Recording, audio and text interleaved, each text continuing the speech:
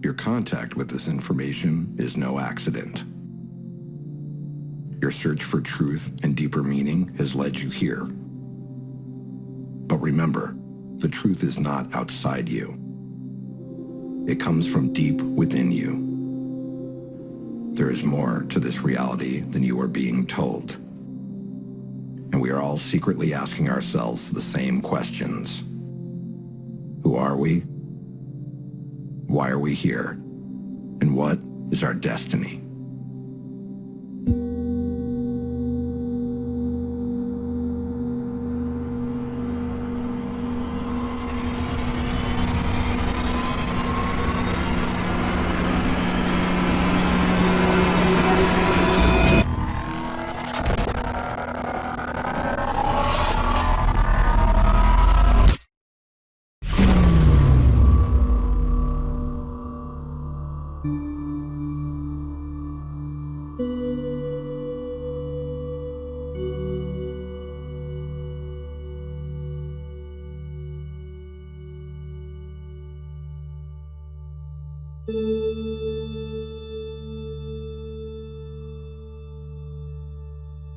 From the earliest age I can remember, I was having dreams of flying cylinders in my backyard at the house I grew up in.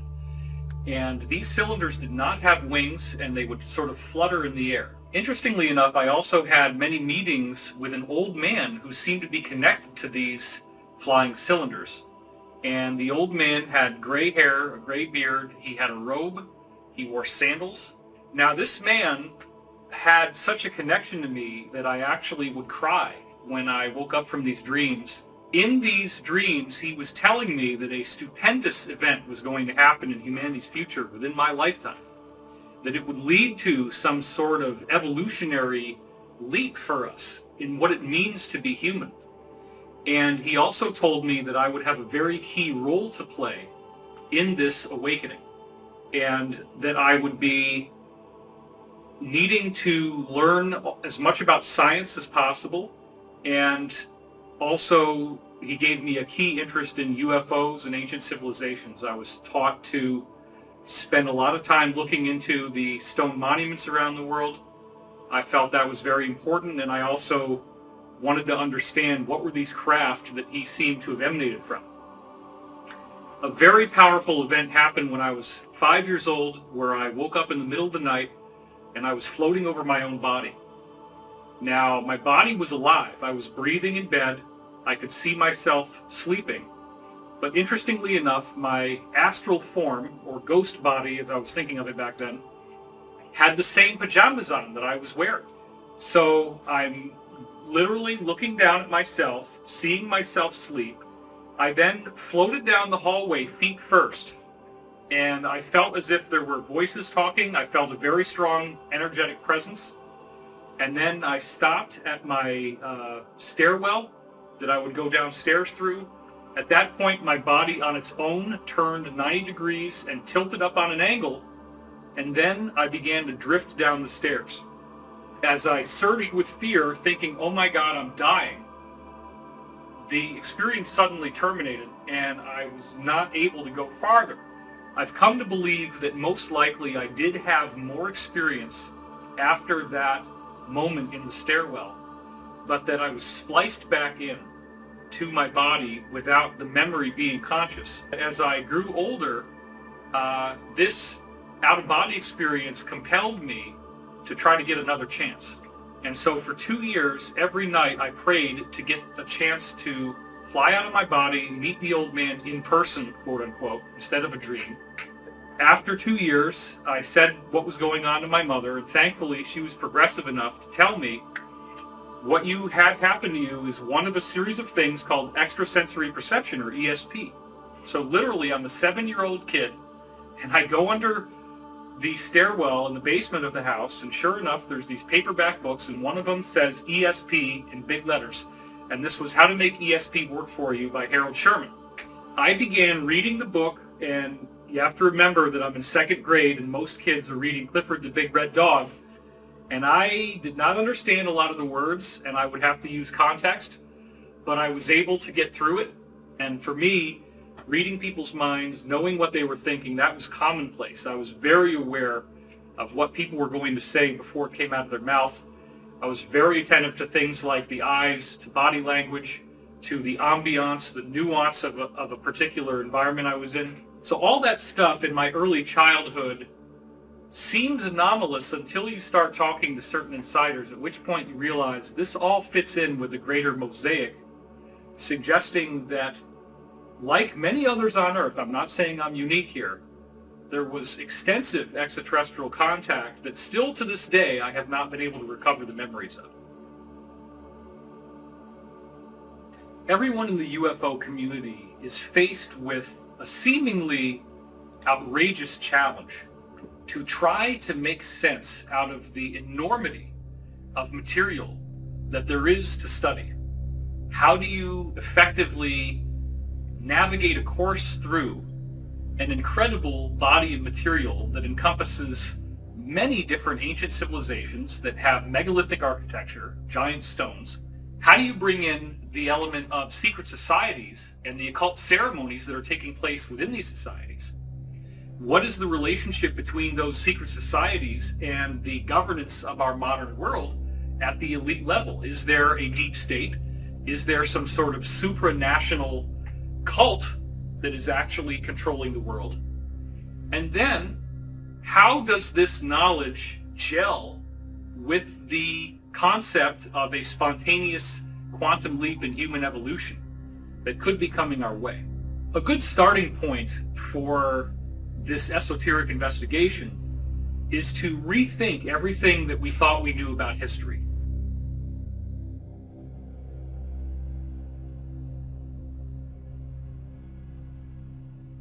My name is Michael Cremo. I'm a researcher in human origins and antiquity, and that has led me into other questions related to human origins, evidence that goes beyond the timelines that modern science now accepts. Some people use the term OOPArts. That means out-of-place artifacts. According to what most scientists now believe, humans existed in a very primitive state for many hundreds of thousands of years. Human ancestors like Australopithecus and Homo erectus, Neanderthal, and so on. They think, according to the standard ideas, that the first humans like us came into existence about 200,000 years ago. And they think the first civilized humans began to exist about 10,000 years ago. But if you look at some of these out-of-place artifacts, you can see some really amazing things. Some of them are pretty extreme. We have this very interesting area in Africa, and this area is called Klerksdorp. One of the more extreme examples were the Klerksdorp spheres. They're made of a naturally occurring type of iron ore called hematite. And these spheres, in multiple cases, have a very clear structure of 3 lines that are all parallel to each other directly along the equator. So, to me, that opens up the possibility that these metallic objects with these parallel grooves that go around the center of each one were made by someone with human-like intelligence. What's really interesting is they're found in mineral deposits in South Africa that are about 2 billion years old. They are clearly artificial. They are clearly not a geological formation. They were carved by someone. This opens up another huge category of information, which is what has been referred to as the ancient builder race. My name is Corey Good. I'm a secret space program whistleblower and a extraterrestrial contactee. Because of my access and clearance in the programs, I was able to learn a lot more than what is generally available about the history of our solar system. So during the time that I had this unprecedented access, I also started to look deeper into the history of our cosmos, and I started to find little bits and pieces about an ancient race that they refer to as the ancient builder race. And they called them that because they knew nothing about them. They had found ancient structures all throughout our solar system and other solar systems that were around 2 billion years old. This is also a distinctly fascinating correlation because for many years I have found connections between what the insiders are telling me about the secret space program and a unique body of material called the Law of One. The Law of One material claims to be given to us by extraterrestrials through a telepathic communication. I lived with the people who did this telepathic communication for 2 years. Their group is called L&L Research. The source of the Law of One claims that they originated on the planet Venus when Venus was Earth-like. They were similar to us, as in third density, third dimensional, if you will. And they said that they date back 2.6 billion years ago. Now that is amazing because we didn't know about the Klerksdorp spheres back then. And yet, the dating that they gave in the Law of One for when they were third dimensional like us is exactly the same as the dating of the Klerksdorp spheres. And best of all, in the Law of One, they say that they had a particular affinity for the pyramid shape and that they built it extensively. Therefore, it does appear that the solution to the mystery of who is the ancient builder race is that it was the group identifying now as Ra, the group that actually gave us the Law of One material, the same group that ultimately contacts Corey Goode, appearing as Blue Avians, now in 6th density, billions of years later after they were like us. They are the most evolved extraterrestrial group that has ever been involved with humanity. So one of the few things that we do know about this ancient builder race is that they had created this giant defensive grid around this local stellar neighborhood that we're a part of. 52 local stars clustered together. And they had created these giant Death Star types of ships that were the size of moons and planets that set up a grid around the entire local star cluster that prevented any types of intruders from coming in. And this grid was in place and kept our local stellar neighborhood safe from intruders for billions of years. It does appear, based on some very kind of understated things they say in the Law of One, that they had quite a vast civilization, that they spread out to many neighboring stars. This is the ancient builder race. They colonized all the neighboring stars in our solar system. Then you have to ask yourself, what in the world could have survived for 2 billion years? Well, it's very fascinating because throughout our solar system, we have what has been referred to by various insiders I've spoken to as a cosmic junkyard. What is the junkyard? It is a collection of crystalline ruins. These ruins are made of a glass-like material, and the material is not glass. It is actually a transparent aluminum. And there have already been alloys of transparent aluminum made by various companies now. And when they stress test these alloys, they find out it's 5 times stronger than bulletproof glass. As our secret space program has apparently gone beyond our solar system with reverse engineered technology similar to what they got in the Roswell crash, which is over 70 years ago now, they found that all of the approximately 54 different stars in our own local group of stars, they're all gravitationally connected. Every one of those stars has planets and moons and satellites with these same crystalline ruins on them. Obelisks, pyramids, domes. Fly by the comets, visit asteroids, visit the moon of Mars. There's a monolith there, a very unusual structure on this object that goes around Mars once in 7 hours. when people find out about that, they're going to say, who put that there? Those obelisks, pyramids, and domes only constitute what is visible on the surface. The ancient builder race spent a lot more energy building inside these moons and planets than they did on the surface. We're talking about vast regions that are habitable, where all you really need to do is seal off the door and reintroduce air, and you've now pressurized an environment that can be reoccupied. What I believe is that in 1976, when Viking did this incredible reconnaissance in the bicentennial summer, they photographed something that was a mystery, was at the centerpiece of the NASA Raison d'etre for going to Mars, the search for life, and they then never followed up. It's a set of pictures, two separate sets of frames at two different sun angles that show a collection of pyramids, an astounding geometric regularity in this layout. We don't have to prove they're artifacts. All we have to do is provide probable cause to suspect they could be, and then the ethics of science say you've got to go and test. When you go back to the original NASA imagery of the Martian surface from 1976, there are two frames that really matter. There's 35A76 and there's 70A13. And when you compare what's on these two frames, you clearly see you have a city of what obviously look like pyramids, which apparently, again, were emulations of the ancient builder race crystal pyramids that they had found throughout our solar system and beyond. There is a gigantic pyramid estimated to be 1.5 miles wide. And this pyramid is clearly pentagonal, 5-sided. But what is even more fascinating than that, there are 2 of the 5 corners at the top that are narrower than the others.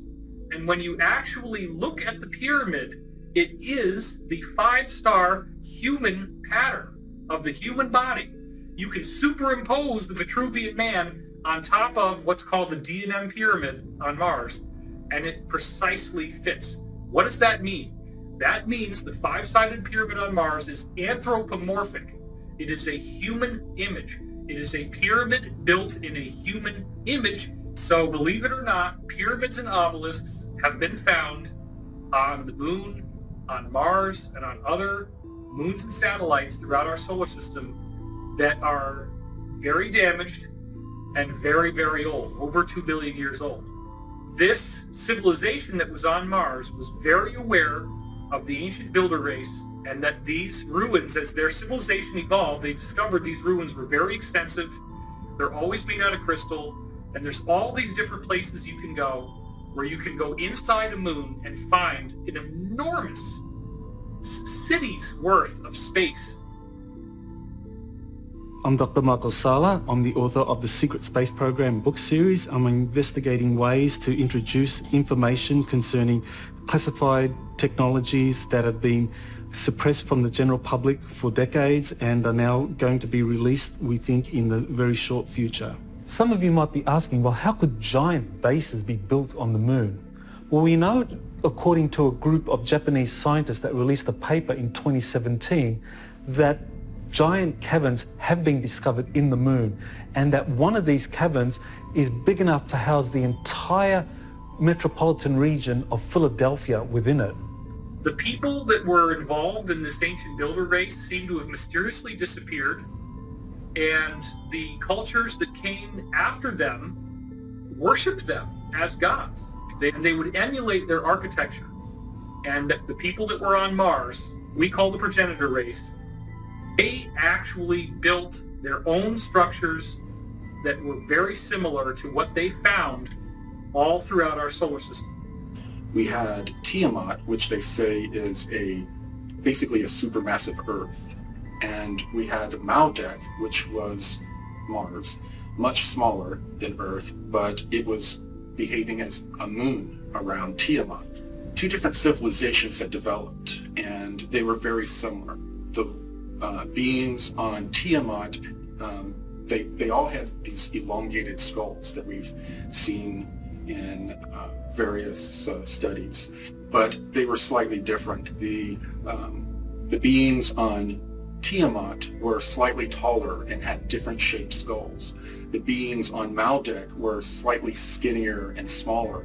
And again, had slightly different skulls, but they were genetically related. They were considered basically cousins, and they had royal families from both sides that were in competition with each other and warred with one another. So at some point, this group that we call the Pre-Adamites, they entered into warfare with another civilization that is in our local 52 star cluster.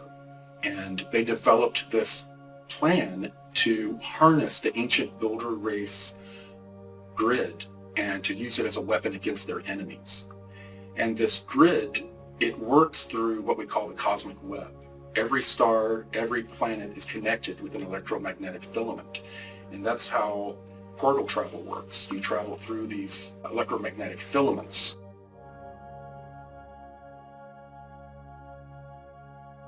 And it's been used by some top scientists. So it is an idea which actually had currency in the last century, in the 19th century. And for those who care to go back into history and look at the major scientific journals of that period, you'll notice that articles on the electrical nature of comets and the possible electrical activity on the sun were topics of discussion. Unfortunately, in the early part of the 20th century, all of that was more or less suppressed. Something that, of course, we are brought up to believe, and that is that gravity is the controlling influence in the universe. It's what causes the planets to orbit around the sun, and the moon around the earth, and to cause the tides upon the earth. All of that is true up to a point, but the thing to remember is that basically there is no understanding of gravity. Einstein's theory doesn't explain gravity. It has matter somehow affecting space in a way which is completely unphysical, in other words, warping empty space. There's no explanation as to how this might happen or what it even means. So we have more equations, but without any real meaning. What I'm suggesting is that we don't have an explanation for gravity, and until we do, we will not understand the limitations of that theory. In 2017, on my website, I released 2 DIA reference documents that had never been released before. These documents were given to me by Washington, D.C. Beltway insiders, and they wanted me to release them on a certain date. My name is Jordan Sather. I'm an internet influencer, speaker, and journalist. So the interesting thing about these particular DIA documents, these documents that were written for the ATIP program that the DoD conducted between 2007 and 2012, these DIA documents, we've never actually been able to read them in the public domain. What's really interesting is that at the end of 2017, Corey Goode had actually released 2 of these 38 DIA scientific papers to the public in full. And this has actually shocked many of the people who even wrote these scientific papers. Dr. Eric Davis, he confirmed that Corey Goode was the first person to leak some of these papers out into the public.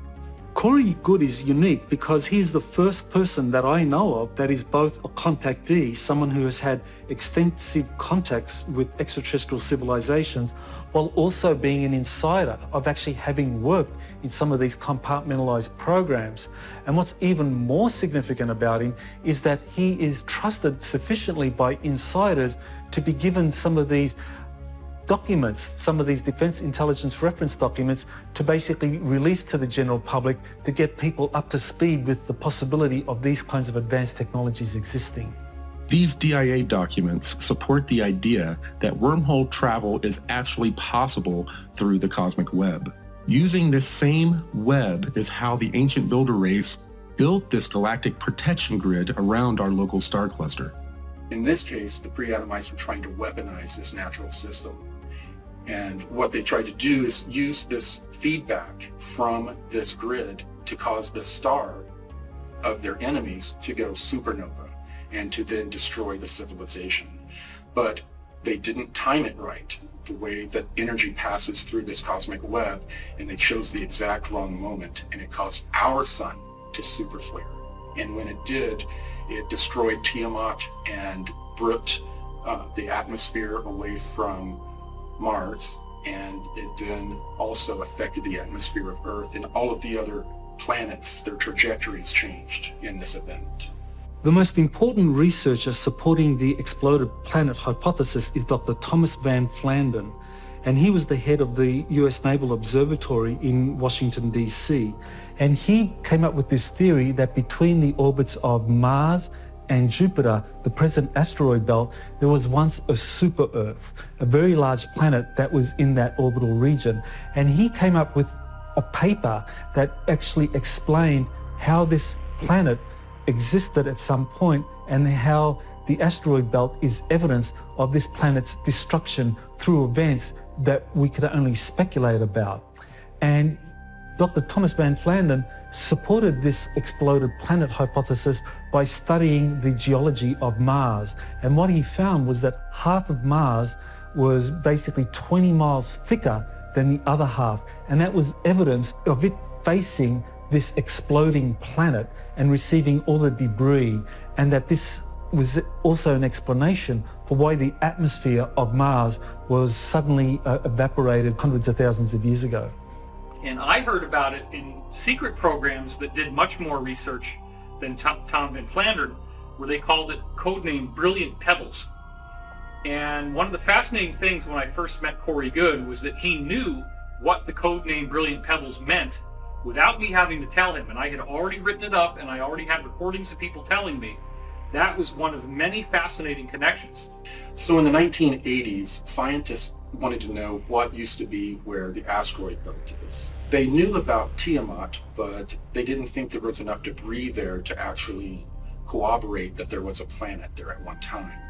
They developed this algorithm that traced back over time where these pieces would have been joined and would have been one piece, and where mathematically all of the other planets would have been. And they were able to extrapolate that yes, there was a planet that was in that location, but most of it had been blown further out of the orbit. Interestingly enough, though, there was a Project Brilliant Pebbles in 1987 by the beginnings of the secret space program, SDI, enacted by President Reagan, that had to do more with a missile shield. And often they would reuse, within a certain set of programs, they will reuse a program name so that they have plausible deniability of higher, more secretive programs. They would layer them within the same name. And that way, if someone would mention Brilliant Pebbles, one of the scientists would be able to say, oh no, that just had to do with a missile shield. It had nothing to do with anything extraterrestrial. Has the transcript of a remote viewing session where the remote viewer was asked to look at what happened to Mars just before a cataclysm that occurred up to 1 million years ago.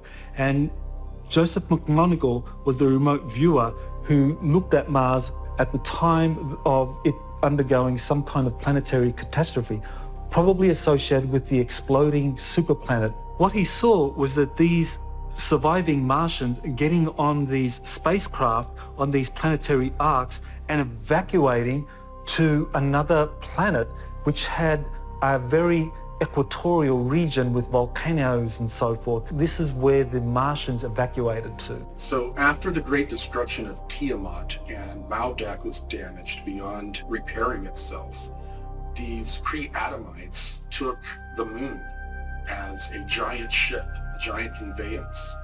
It was also in the vicinity of Tiamat. They hijacked the moon and flew it to the Earth, and they tidal locked it with the Earth to keep it in place. And they lived on the moon for thousands of years, observing the culture, the development of civilization going on the planet below, and at the same time having certain colonies down where they knew where ancient builder race remnants were. Survivors of the catastrophe that were in Earth's moon then suffered another massive cataclysm 55,000 years ago, which we now know was a solar flash, a massive emission of light, energy, and matter from the sun. Part of the problem when you have these solar flashes is that in addition to an enormous heating of the atmospheres and even the surface of planets that could be up to 1,000 degrees Celsius, we're literally talking about something that melts stone. You also have the sun throwing off a whole lot of debris, a whole lot of chunky, molten material that will physically strike the surface of planets and moons. This solar flash is what now is being called a micronova. A supernova is where a star completely explodes and nothing is left except for a red dwarf or brown dwarf, whereas the micronova causes an incredible flash to occur, but the star maintains its stability and its structure in the aftermath. And the latest NASA research that's only come out in the last year proves that there are multiple documented examples of micronovas everywhere we look. This is not uncommon. Stars do this naturally, and it is a very normal aspect of a given solar system. So after these pre-Adamite groups from Tiamat and Maldek had moved to the moon, they were there for thousands of years. And as we know now, the solar system goes through a cycle of destruction. We had another solar event that wreaked havoc on the moon. It would appear, based on the historical records, that the people living inside the moon did not know that this solar flash was going to happen. This was being kept secret from them. And I once had an insider who we call Bruce, who described that his faction of the military-industrial complex was only able to go inside the moon in these inner passageways a total of 6 times. But these were covert missions that they sent people in through, and they found a vast amount of control systems where you walk into the room and all the lights come on, and you have these big giant screens that are very wide, that have displays on them, and there's a control surface in front of it, and it was gorgeous. And it goes on for miles and miles and miles. And everywhere you look, there are these bodies that have not been cleaned up because the amount of square footage inside the moon is so vast and the amount of depth was so vast that huge regions inside the moon have never been cleaned up. They've never been explored. There is a stench in there from the dead bodies still. And the remnants that survived that new catastrophe of pre-Adamites loaded up into their last 3 motherships from their home planets. And they flew those down to Earth. They were damaged, and it was more of a crash landing. Later on, when our secret space program located the remnants of these ships under the ice in Antarctica, they named them the Nina, the Pinta, and the Santa Maria. So when these 3 motherships crash landed, the pre-Adamites that inhabited them began to cannibalize the technology and materials to build out a great civilization. And this civilization would later be known as Atlantis. Another important historical reference to existence of advanced civilizations is Plato's description of Atlantis. He described an island continent with incredibly advanced technologies, with a wonderful canal system and concentric rings, that this was something that was built in a series of islands, and it was the center of a vast empire that existed beyond the Pillars of Hercules. And many people speculate as to where Atlantis is, but I believe Atlantis is probably the western portion of Antarctica, especially around the Palmer Peninsula, that this was, prior to 9700 BC, actually ice-free. They landed in Antarctica, where there is apparently a pyramid that, if you could see it without the ice, is much larger than the Great Pyramid of Giza. And that pyramid also represented a landmark for the surface feature of something that is predominantly underground. There are enormous ancient builder race ruins underneath the surface in Antarctica. The progenitors crash landed in Antarctica, but at the time the Earth was on a different axial tilt, and Antarctica was not covered by ice. In the 15th century, the Peri Reis map was produced, And what it shows is the coastline of North and South America, Africa, as well as what appears to be Antarctica, the Palmer Peninsula, as well as part of New Schwabenland. Now, this was well before Antarctica was discovered. When we explore the idea of Antarctica being ice-free, we have to look at the evidence of pole shifts.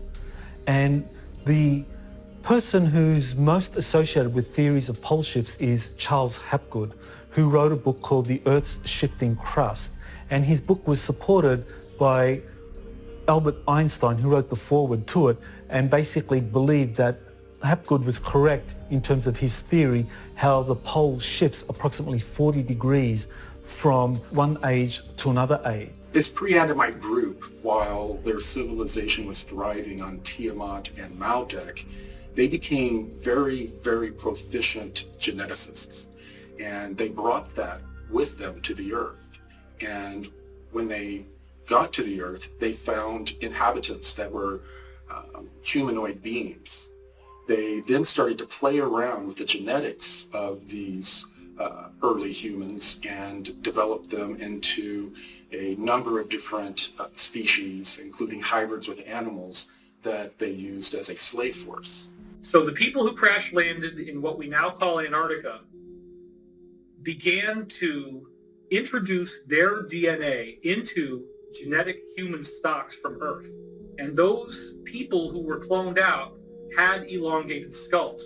There were apparently two royal lineages that go all the way back to the source planets themselves, and they have slightly different physiologies. When you look at the elongated skulls, some of the elongated skulls have a distinct bun-like bump that looks almost like there's a ball there, the surface of a ball.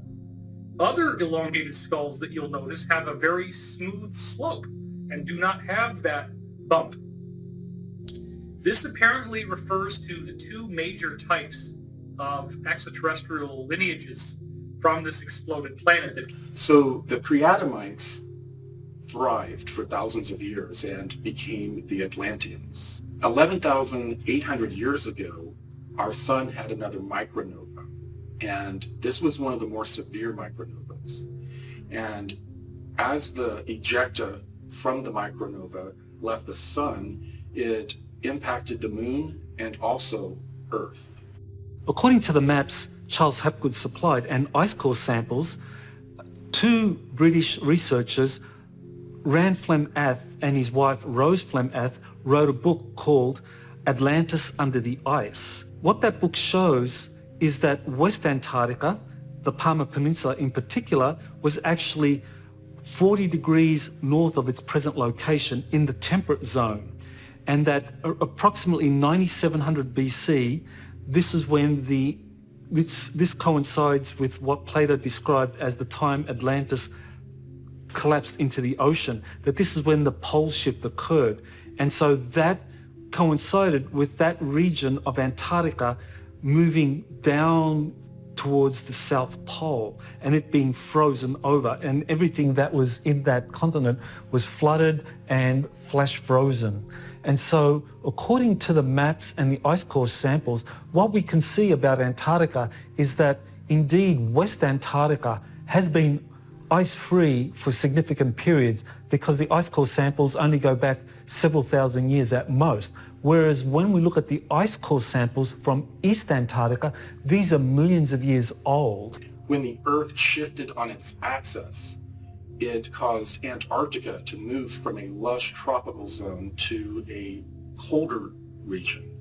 And it did so quickly that it flash froze the waves that were leaping over the continent. Several years ago, the CIA declassified a document that was authored by a geologist by the name of Chan Thomas. That document is called the Adam and Eve Story, and it describes a cataclysmic series of events associated with a pole shift of up to 90 degrees, where the Antarctic and the Arctic, those both flip approximately 90 degrees so that they are now at the equatorial zones of the planet.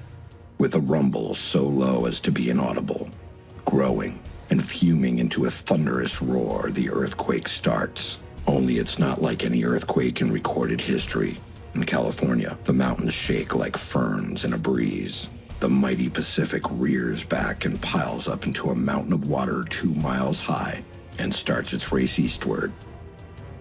With a force of 1,000 armies, the wind attacks. Within 3 hours, the fantastic wall of water moves across the continent, burying the wind-ravaged land under 2 miles of seething water coast to coast.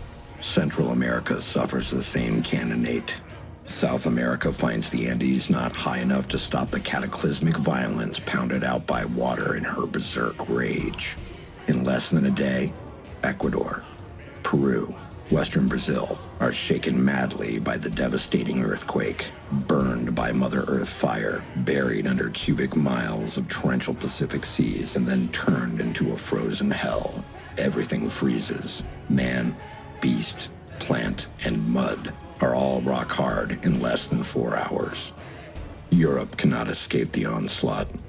Western Africa and the sands of the Sahara vanish in nature's wrath. The area bounded by the Congo, South Africa, and Kenya suffers only severe earthquakes and wind. Survivors there marvel at the sun standing still in the sky for nearly half a day. As the Arctic basin leaves its polar home, eastern Siberia, Manchuria, China, and Burma are subjected to the same annihilation as South America. Wind, earth fire, inundation, and freezing.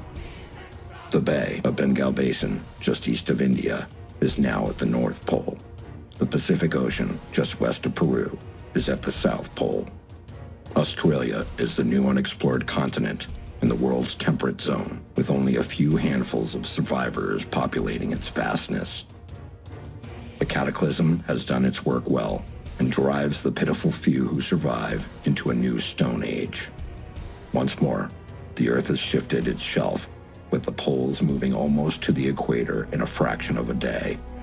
Again, the atmosphere and oceans, refusing to change direction with the Earth's shell, have wiped out almost all life. After this tumble, we'll join Noah, Adam and Eve, Atlantis, Mu, and Olympus. When we look at ice core samples, it doesn't support a pole shift occurring to that extent, not 90 degrees, but certainly 40 degrees or less.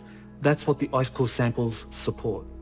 These cataclysms would result in large loss of life throughout the planet, and that there would be portions of the planet, however, that would escape the worst of these winds and of these tsunamis, and those would be the survivors that would build civilization again from the ashes of that great catastrophe. Thanks to the insider testimony of Corey Goode, we have now discovered that the people with the elongated skulls are survivors of a catastrophe that took place in our solar system. And what I find uniquely fascinating is that once they crash landed on Earth 55,000 years ago, they quickly made a treaty with each other. Even though they were at war, they decided to coexist on the Earth. And one lineage said, we will take what we would now call Africa and Europe.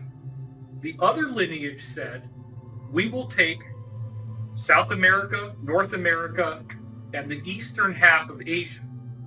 Now, what is really fascinating is that you look at the pyramid architecture that occurred in the aftermath of this treaty, and what you have is each of these original lineages having a unique architectural style. So let's talk, for example, about the pyramids that you see in Egypt and in other areas of Africa, and how those pyramids have smooth walls going up that are very distinctly not terraced. But then let's look to Mesoamerica, and we notice there is a distinct variance in the architectural style, where now you have step pyramids almost consistently with different courses. Officially, they've been programming us that pyramids are built in Egypt and Central America. And that's wrong, because the pyramids have been built on all 6 continents. Probably at this moment in time, there is no living soul who have visited and investigated more pyramids than myself. In China, 250 pyramids near the city of Xi'an. We have pyramids in Indonesia. Our friend, Dr. Danny Hillman, discovered pyramid in western part of the island of Java. It is known under the name Gunung Padang, the Hill of Light. Cambodia, Southeastern Asia, the Koh Ker in the northeastern part of the country, a beautiful pyramid. Australia, 2 hours drive from Brisbane to the north, Gympie Pyramid. In Africa, 155 pyramids. The island of Mauritius, 4,000 kilometers away from the African continent, in the middle of the Indian Ocean, 7 beautiful stepped pyramids. More than 300 pyramids in Peru. And then Tucumã pyramids in the northern part, more than 200 of them. The biggest one, of course, Huaca del Sol, the Pyramid of the Sun, near the town of Trujillo. There are probably well over 100,000 pyramids, maybe up to 500,000. But more than 97% are still hidden in the jungles and forests. At Angkor Wat, we have a very unique outlay of different pyramidal type sites.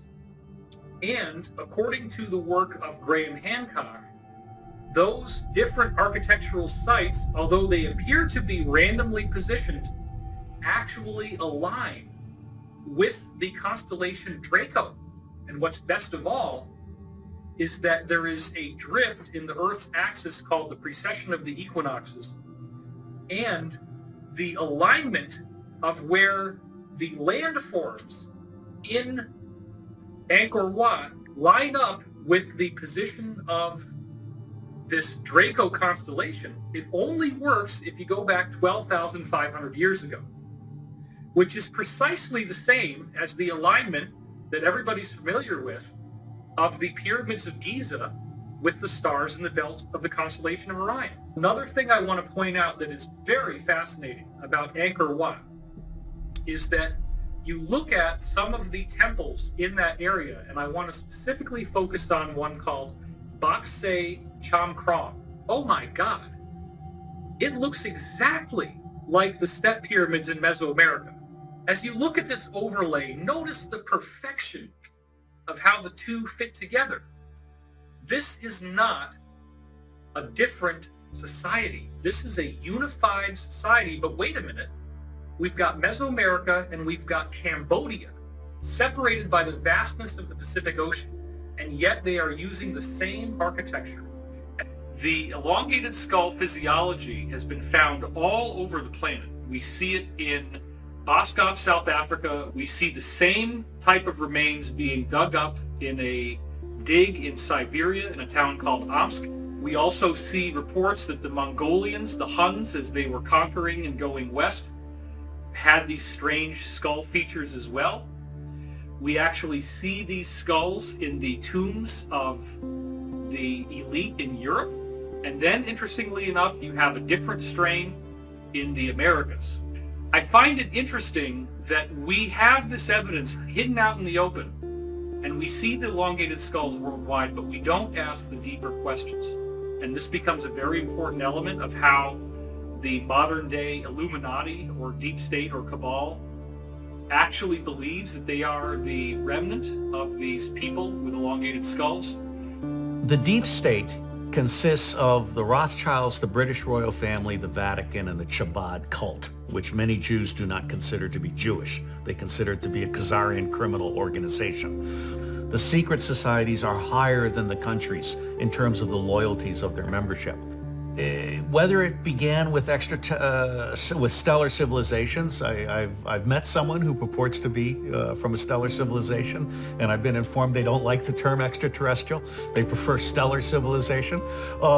Be that as it may, Whether you believe in extraterrestrial stuff or not, it's clear that here on Earth there's a 1%, there's a 99%. And in 2012, the forces of good started to win. And the Mayans and others had predicted this. And I think the way I explain it to myself is that the collective meditation and prayer that was being done ended up bringing in the positive stellar civilizations. And now the negative stellar civilizations are on the run. And the elites are on the run. Now, the good news is I think human beings are an experiment in free will. And I believe that if we can resurrect our individual sovereignty, there is no power in the galaxy that can stand up to us.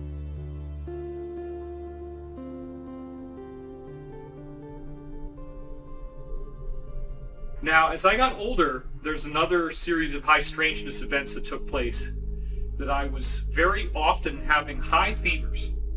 And the high fevers were correlated with two distinct phenomena that would always happen. The first thing is I'd have a very strong sense of pressure in my ears, and I would start yelling to try to get over the sound. The other thing that would happen is I would get geometry in these hallucinations. I would feel as if the world around me had been turned into geometry. I would actually see strange geometric patterns like mandalas on everything. It was not a pleasant sensation. These fevers were very intense, and I would be screaming, and my mother would have to calm me down. Now, as I got older, I found out that those fevers were in fact most likely extraterrestrial in nature. The only way that these extraterrestrials that are working with us on the benevolent side can really change your DNA is through a virus. Remember, what does a virus do? It defeats the cell wall and it injects its own DNA into the cell. You can take DNA that changes what it means to be who you are and use a virus to get it in there.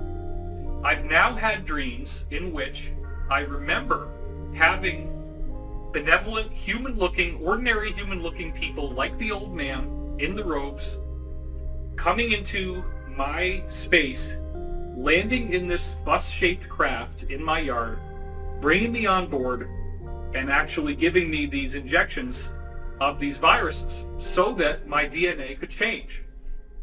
I would wake up in the middle of the night. I would be on some sort of program that I didn't consciously have any objection to, where I would assume it was time to go to school. And I would walk out the side door like I always do to go to school, and then I would notice everything is black, what the heck is going on, and I turn around and I go back into the house. Again, this is in the high strangeness category, but it now appears that when that was happening, that I was getting spliced back in to that moment where I'm standing there with my backpack, and I have lost the memories of what would happen from the moment I'm standing there to the moment that I get put back in the same space. This is a very common element that you read about in contactee literature regarding extraterrestrials. So it appears that in these cases, I was being brought on board, again, some kind of extraterrestrial craft, that there was education taking place, there was training. These trips could have lasted for weeks, and then they just edit me back into where I left. There does appear to be a whole aspect of my life that I don't have conscious access to. And there were insiders I've spoken to who actually said that because of my unique family background, the Wilcox family was English aristocracy, and we were all out of Yorkshire originally, that I do have some of this alien DNA already. Right now, millions of people on this planet are already in contact with extraterrestrials, and they don't even realize it. These beings are contacting us through our dreams and through our subconscious, and many of the thoughts and ideas that we're coming up with don't originate from us. The purpose of contacting people through their dreams and subconscious is to acclimate them and prepare them for open face-to-face contact. Well, I'm James Gilliland, and we're here at ECETI Ranch. Well, ECETI stands for Enlightened Contact with Extraterrestrial Intelligence. Yeah, the beginning of ECETI actually came in visions. And I kept seeing visions of this massive mountain. And when I first came on the property, it was just unbelievable. It was like a movie out of the Old Testament or something. The mountain just, clouds started changing. There's a giant lenticular cloud. It was lit up orange underneath. I got such a download, I was getting tears. I was just standing there looking at the mountain crying, and I go, this is it. This is the vision. I was focused on creating a healing center, like a retreat center, and I wanted to just make it totally eclectic. I didn't want to pigeonhole it or keep it with any one group. And about probably halfway through of building this center, they started showing up. The ships started showing up. It's got a double. It's weird. Babe, whoa, thank you. That is unbelievably bright. Whoa, look at that, Woohoo, whoa. And the first encounter was an all-day meditation. I was meditating, and I had a beautiful transmission coming to me about the earth and humanity and our ancient history, who we are and how we've gotten to where we are and what needs to happen to heal, to clean up the planet and the consciousness here. And so I asked them, where are you coming from? And they said, actually, we're on a ship. And I didn't even make it to the door, and my sister and her friends came up banging on the door, and they go, did you see it? Did you see it? And I said, see what? There was a huge light ship hovering right over the house here. So that was my first encounter where I realized I needed to start doing some research on tying in the higher dimensional beings and the spiritually and technologically advanced off-world visitors into the spirituality side of things.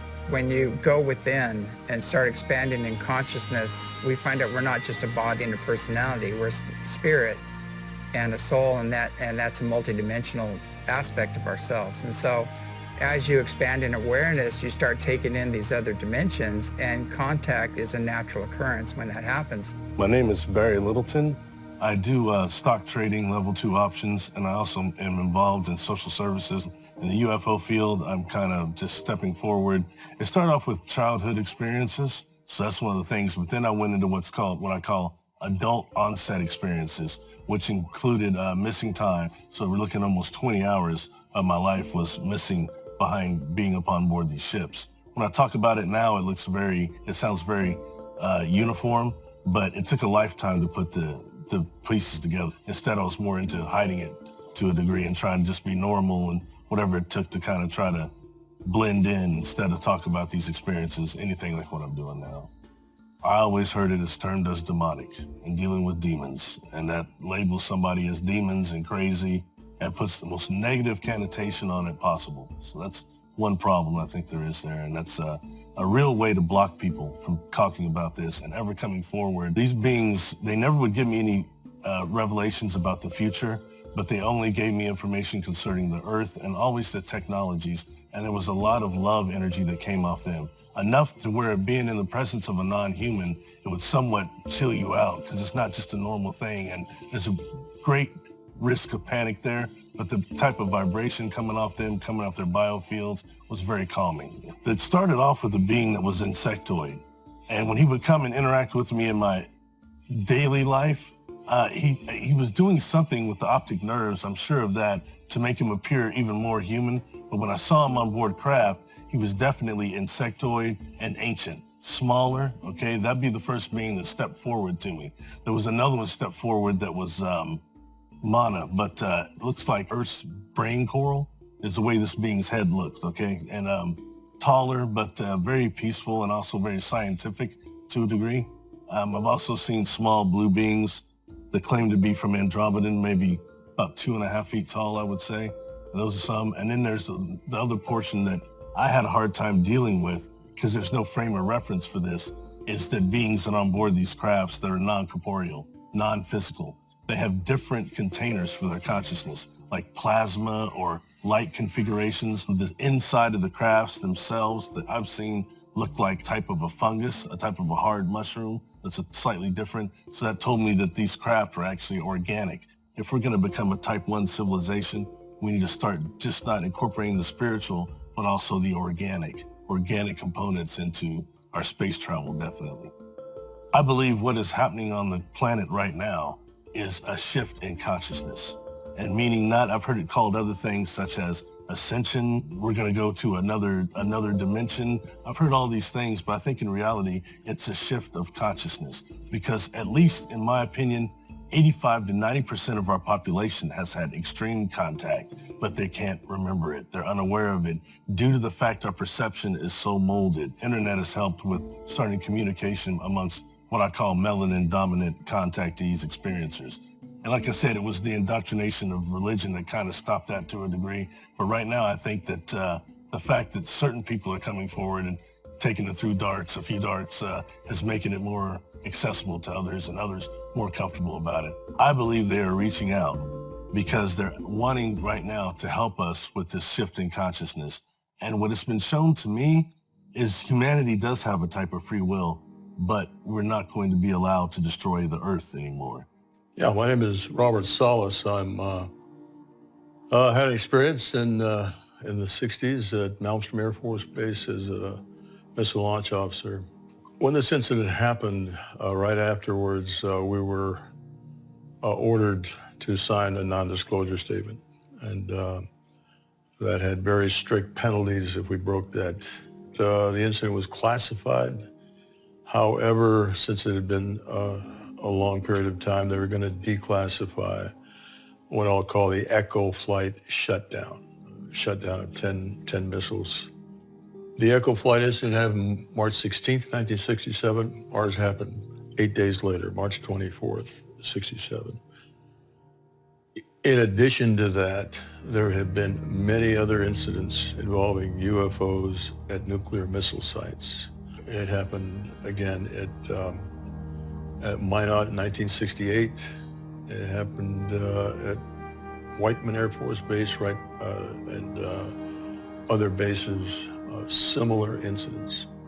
It took time to get to the point where I realized that we were certainly not alone in the universe. And I had plenty of time, of course, because I couldn't talk about it.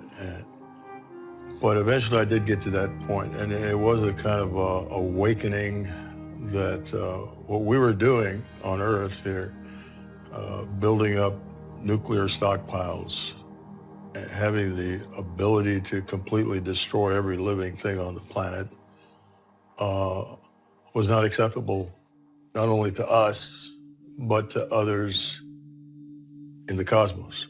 The bombings of Hiroshima and Nagasaki still haunt me. I think about that a lot. And the fact that we could easily be involved in nuclear war today.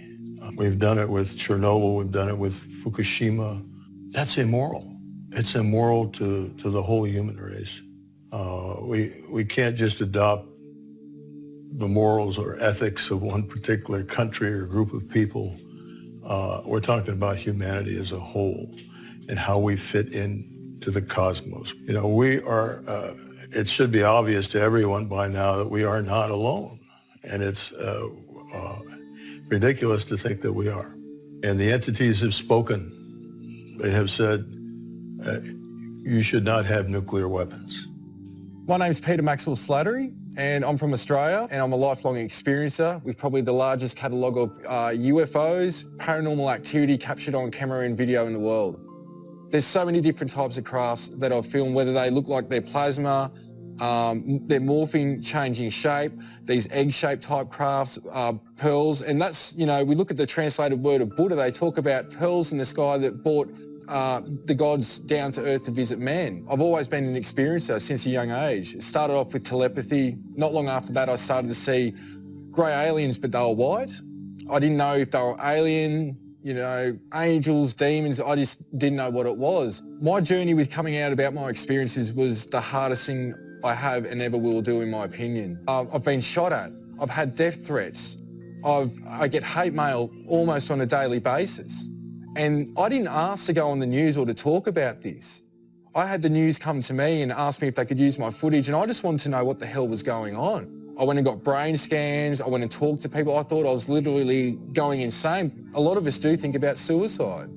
We think about just going away and never ever seeing anybody ever again, or just completely forgetting about this reality and going back to a 3D life. To tell my mother and father, my brother, my step brothers and sisters, friends, I was sort of stupid to some extent thinking people are just going to believe this because I experienced it. Because when it's happening, it's like, you know, the world needs to know this. This is the most important subject. It goes through everything to do with energy, agriculture, society, everything we can think of, space travel, our consciousness and how we treat each other. This, hands down, is the most important issue. Every aspect of your reality changes when you're experiencing what I call multidimensional reality. An experience that I've had that really touched my heart with the start of all this was I was in my lounge room and broad daylight, middle of the day, and I was approached to what I can only call is liquid blue light beings. Now, before this experience, I'd seen these liquid blue light orbs coming in and out of my house.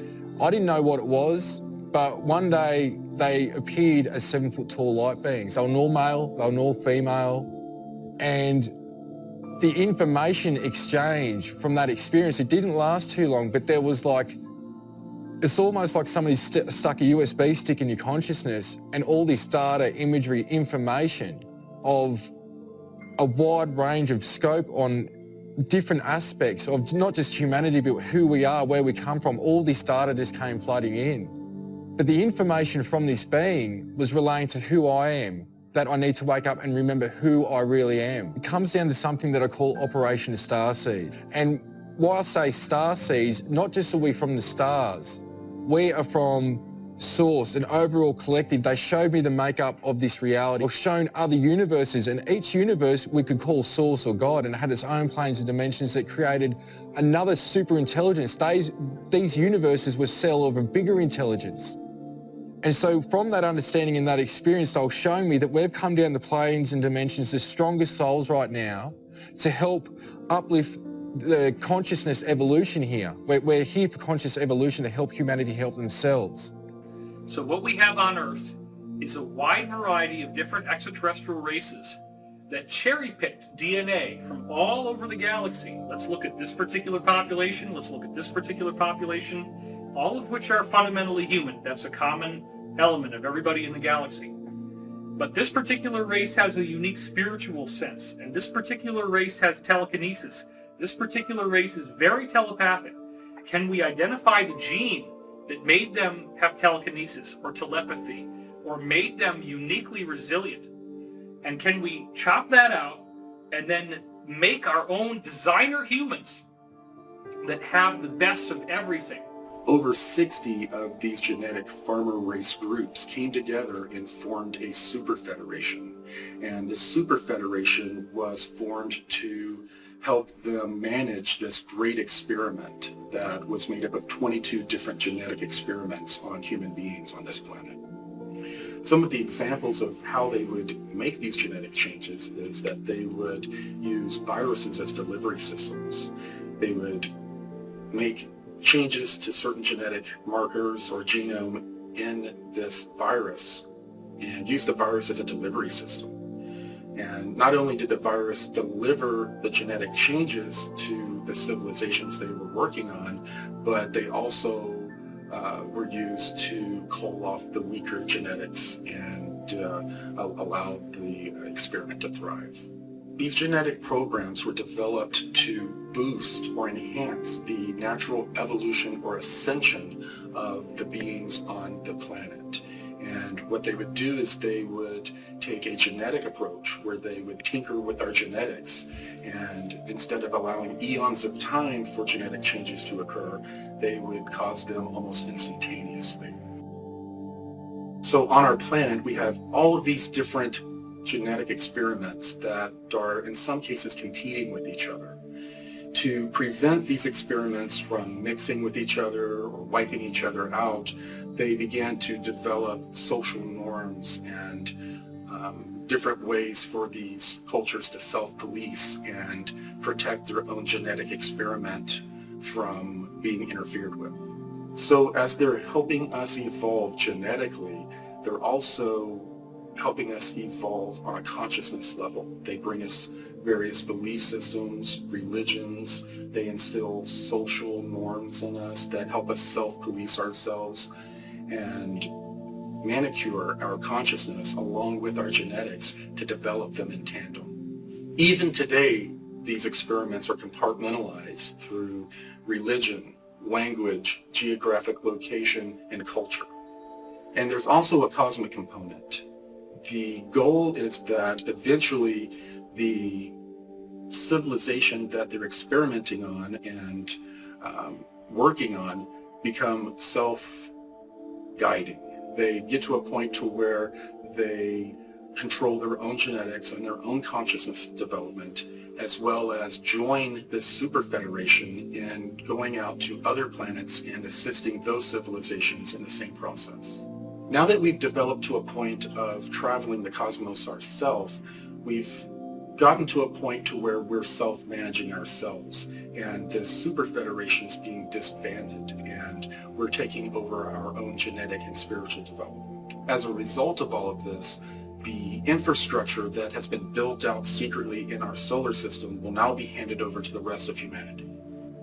Another very important point to note here is that the DNA changes that the genetic farmers put in us are at this point still predominantly dormant.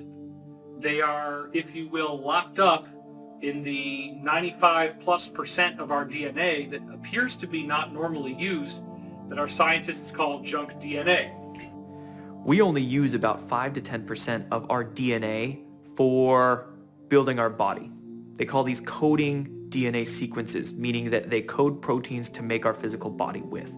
90 to 95% of our DNA is non-coding DNA. In other words, mainstream science has no idea what this DNA really does. They call it, quote, junk DNA. Why would any sort of intelligent designer put junk in our body? Put something in our body that's useless? That wouldn't happen. In fact, what I believe is that this 90 to 95% of junk DNA is actually used metaphysically.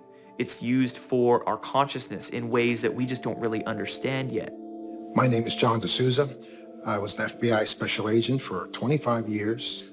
One of the things that I notice at the FBI and in any law enforcement group really is that they are demonstrative of the larger rule that there's always a percentage in any segment that demonstrate these extraordinary powers, these extraordinary abilities, 5, 6, 7%. Luckily for us, they save extraordinary numbers of people's lives using those abilities.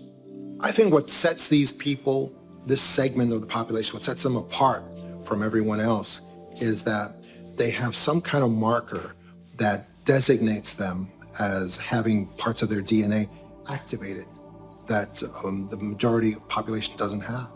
And that's something that's evident no matter where you go in every group. There's always that segment, that remainder of people that they just activate. One of the first great experiences of the paranormal that was shared by me and hundreds of other law enforcement officers was what we called the Indigo Kids of 9/11. This was groups of little kids as young as 5, 6, 7 years old, all over the United States, that in the weeks and just days before the 9/11 terrorist attacks, they had cognitive experiences of what was going to happen. And they displayed those experiences the way the little kids would. At school, sometimes they did it with drawings, with finger paints, with arts and crafts, representing burning buildings where people were jumping out of the buildings. And people, no one really paid that much attention to it until 9/11 happened. And then we in law, we set up all these intel centers saying, report anything at all that occurred just before 9/11, anything suspicious, anything at all, doesn't matter what it is. And people did. People reported these little kids. They reported them as having dreams and visions and arts and crafts representing what happened on 9/11. So we had to go investigate these little kids for possible connection to terrorism and their parents. We had to go question them, and we did. And in every case, they had a vision, they had a sense, they had a remote viewing, they had something of that sort, and there was no physical explanation how they could have known. And that's the Indigo Kids of 9/11. It's very evident to me that corporations and government intel agencies are very intent on monitoring and identifying everyone who's had these anomalous experiences, because they want to identify them, because later on they're probably going to scoop them up. It's like gun registration. You got to know where the guns are so you can get them all later on. Now, certain cosmic laws were established for these genetic experiments. To avoid violating these cosmic laws, some of these ET genetic farmer races would incarnate as humans and allow themselves to be experimented upon. These genetic farmer races would also incarnate here for raising our consciousness. We have various people like Tesla and Einstein who are most likely starseeds or incarnates of these extraterrestrials. These people brought philosophies and scientific principles that radically changed our civilization. One of my favorite quotes from Nikola Tesla is that he said the gift of mental power comes from God, the divine being, and if we concentrate our minds on that truth, we become in tune with this great power. So I think what Tesla was trying to tell us is that there is this sort of divine intelligence out there that every single one of us has access to if we choose to access it, if we do what's necessary, if we open our minds up to access or to tap into that greater intelligence. According to the different contactees that I've interviewed, basically what we're witnessing at the very moment is a temporal war between different extraterrestrial groups. There's a positive extraterrestrial group, predominantly human-looking, that basically want us to develop our civilization along the path of an ethical, responsible civilization where we basically become part of a galactic community. There's another extraterrestrial group that are aggressive, and they want the Earth to be basically develop along the lines of a tyrannical civilization. In a way, these 22 experiments were similar to competing term papers. Each of these races were trying to make their experiment the one that came out on top. So they would often sabotage each other's experiments. And one of the ways they did this was to manipulate time. And this is what led to the Mandela effect that we're experiencing today. The Mandela effect is this idea that people have different recollections of historical events. The most famous one is some people remember Nelson Mandela dying in prison and others don't. What the Mandela effect represents is it's an echo of this temporal war that different extraterrestrial groups are trying to take us down one timeline or the other, depending on which faction is dominant at any time. There's a long history of colonization projects and starting over. The best evidence of that is called Gosford Glyphs in Australia. So the first landings were actually in Australia, not in Africa. It's written in the stone on the Gosford Glyphs, and it talks about how a ship came down. There was a Denisovian man, the original man that was here. They added their genetics to him, and they created the hybrids. When they did this, they manipulated to create basically the Aboriginal, the original people. And it was so they could incarnate into that body and have the Earth human experience. When I talked to the king of the Raven tribe, Ulukai Brendan Murray, a lot of his information tied in with James and myself through contacts. The tribe used to meet the star people there. And then what happened was it was all positive and consensual. But then something happened at a time where other beings were turning up and started to actually remove people from that site and take them on their crafts. And in a time when the human DNA had that multi-strain 6 double helixes instead of the 2 that we've been hinted to, where the people would transform and escape these the kidnappings from these crafts. And the older people informed me that they were taking people off to other continents and creating new humans out of our DNA here. And it was a group from the Orions who were meant to be coming and doing the kidnapping. A negative ET group. Right across this continent, the DNA become attached to the land and the land attached to the actual DNA. We are no different to the planet itself. or just a fractal. I know that there was 7 major forms of our DNA created in the first place. And I know that some people talk about when there was 7 major forms of DNA was first created, that they created another, like a future form of another 5, like semitones, for the development of the interbreeding, so that when these different physical aspects come together to create new life, then the soul structure was different as well from the previous generations. So that soul structure was already implemented in the ethos.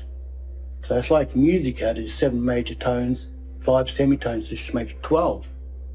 The creators understood that there was a time when these 7 major forms of humans were going to start to mingle. And so they allotted these 5 extra tones or semitones for them people to be interbred with and to become interracial. Now, a lot of elders, whether it's in America or Australia or other cultures, they talk about that they were seeded by the Pleiadians.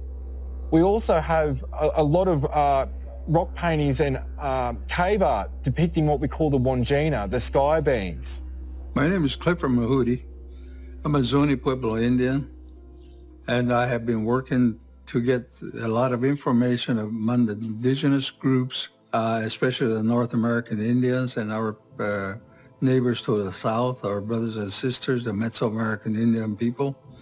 And I'm doing this because it is about time that we start gathering the information to convey and pass on to future generations. The origins of those protocols were provided by what, again, we call the star people, or are the spiritual people from different realms, primarily from what we call the sky people, and also the deities that they brought in from other parts of the cosmos. They were put in place so that they have one way of worship. If you look at it in terms of the origin of what we are going, we started out is that technology and spirituality were in connected, real tight in the beginning, and throughout the ages they separated technology away from the spirituality, and then it becomes a hard science. And somewhere in that path, man invented religion.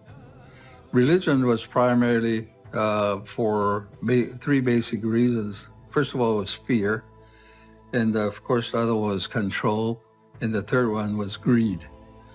And so it worked against spirituality. The indigenous community had technology that was performed through the conscious methodology. For example, there was remote viewing.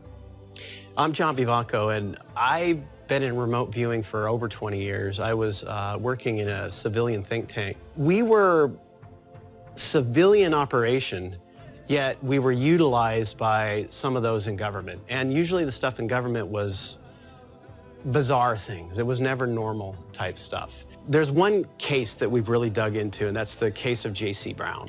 He claims that he came across a cave that went, 11, 14 miles underground.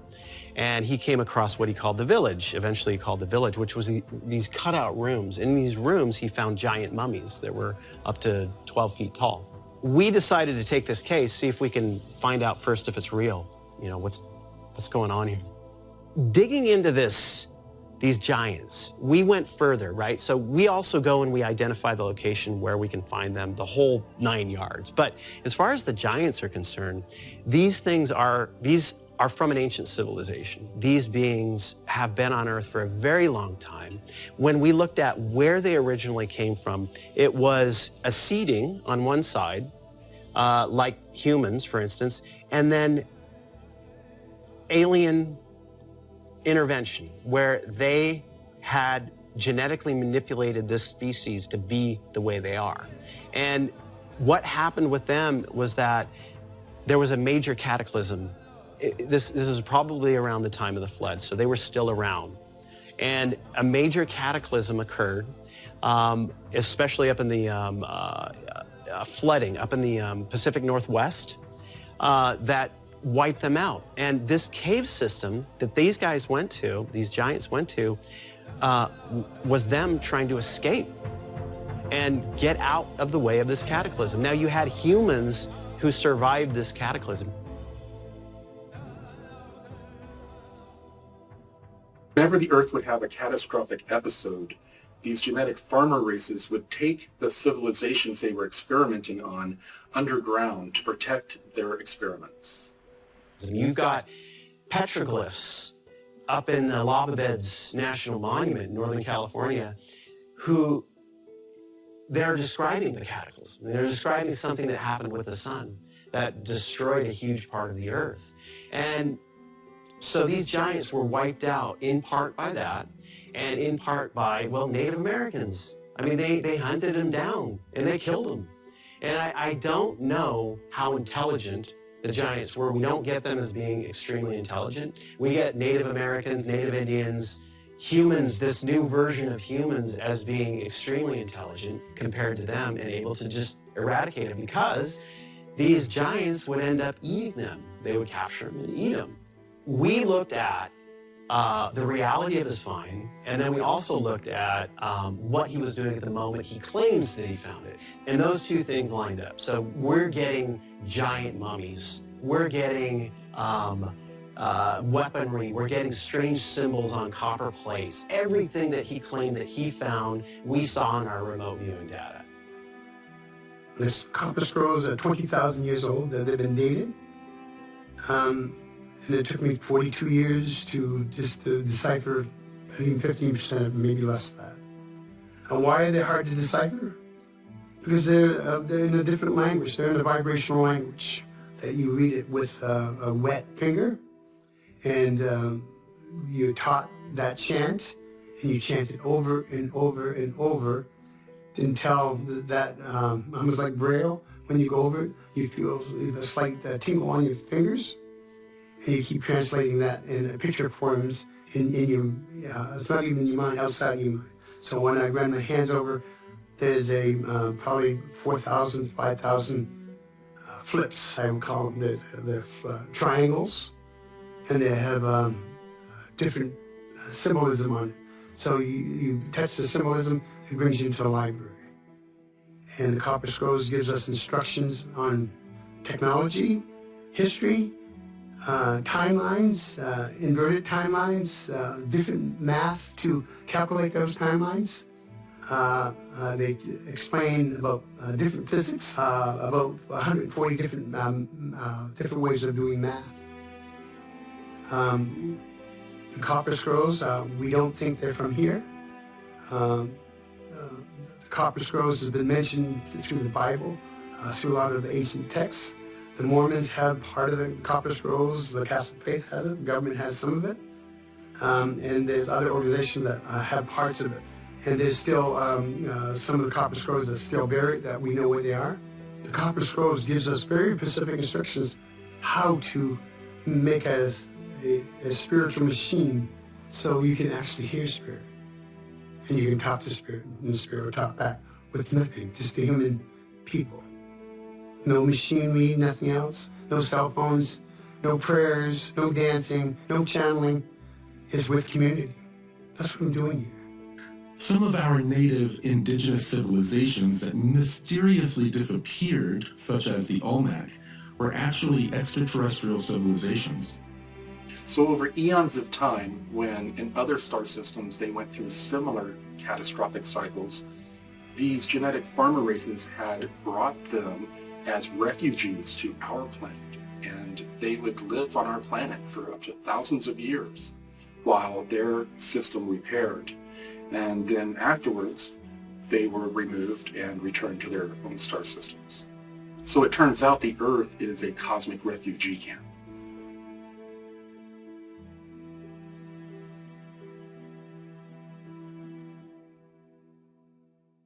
So it's very important to note that the things that we look at in the Bible as being metaphorical are actually real stories. They are real pieces of information. And this includes the idea of Jesus arriving. So the actual group that Jesus came to oppose then takes over his message, and then, as of 325 AD, creates the New Testament, where they very selectively manicured Jesus' message to remove the teachings that they thought were anathema to their agenda. So apparently, Jesus spoke to one of the original apostles about reincarnation. This apostle then said reincarnation is the great secret teaching of Jesus. By removing reincarnation from Christianity, the Roman elite were able to create an airtight Trinitarian doctrine, where the Trinity is God the Father, God the Son, and God the Holy Spirit, and there's nothing else. The Holy Spirit becomes this sort of mystical thing that is not feminine. You have God the Father, which is masculine, God the Son, which is masculine, and the Holy Spirit, which is not gendered. Therefore, the role of the feminine is removed from the Trinity. And this is an important point. The suppression of the feminine by the patriarchy to suppress the female spirituality and the feminine perspective that would occur in governance and law and all aspects of society.